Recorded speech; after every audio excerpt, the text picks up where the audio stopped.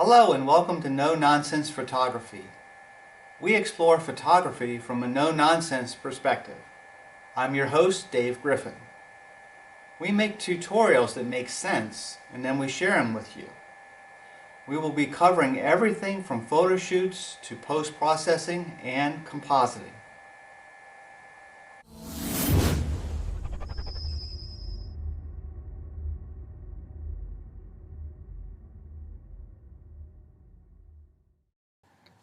Okay, in this video we're going to be working in Photoshop.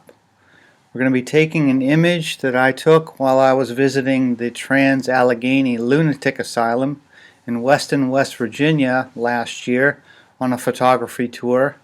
And we're going to be adding a texture to this image to give it a little bit more life, a little bit more vibrance and color. And then we're going to add a color balance layer to it to further enhance the midtones of the image. So let's go ahead and jump into Photoshop and I'll show you how we went from this image to this image. Okay, so let's get started. Open up Photoshop. This is the image as it was straight out of the camera that I took in one of the rooms in the lunatic asylum. It's a necklace that's comprised of skulls and red roses. I thought it was kind of cool. So we're going to go ahead and take this image and we're going to crop it first. I believe it's a little bit too much on the top and bottom, so we're going to crop this image. I'd like to go ahead and go at a 1:1 ratio and make the image square. So I'm going to hit the enter key and then the enter key one more time to go ahead and make this image square.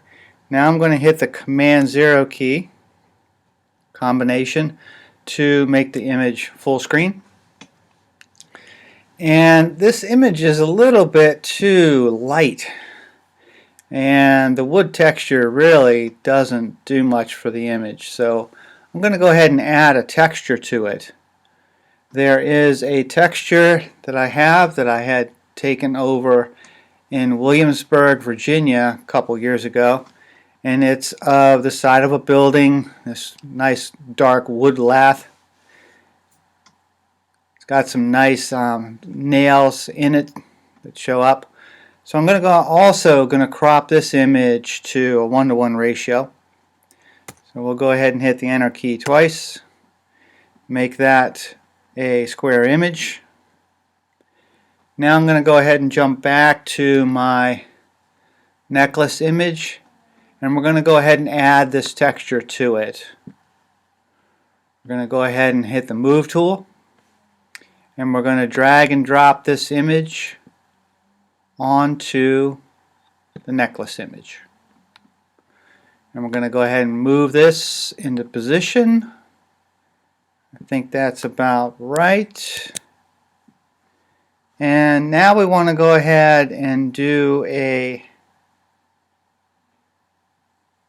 opacity change to this image and also change the blend mode.